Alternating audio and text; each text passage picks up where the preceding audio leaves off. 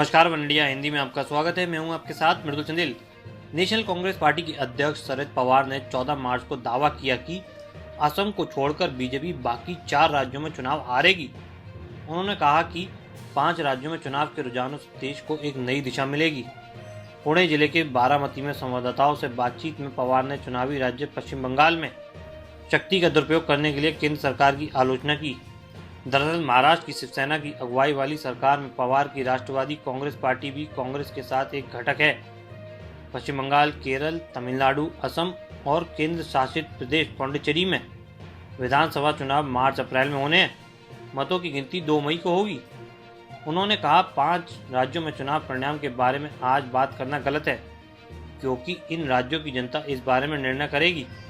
जहाँ तक केरल का सवाल है, वाम दल और एनसीपी एक साथ आए हैं और हम इस बात को लेकर आश्वस्त हैं कि हमें स्पष्ट बहुमत मिलेगा। पूर्व केंद्रीय मंत्री ने कहा कि तमिलनाडु में लोग द्रुमका और इसके अध्यक्ष एम.के. स्टैलिन का समर्थन करेंगे और वो लोग सत्ता में आएंगे।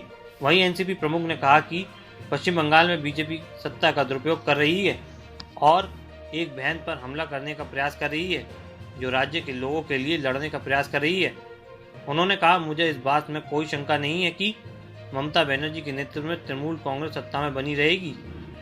गौरतलब है कि पवार ने कहा कि असम से वो अवगत हैं और उनकी पार्टी के लोगों से मिली सूचना के आधार पर ऐसा लगता है कि वहां सत्तारूढ़ बीजेपी दूसरों की तुलना में अच्छी स्थिति में है।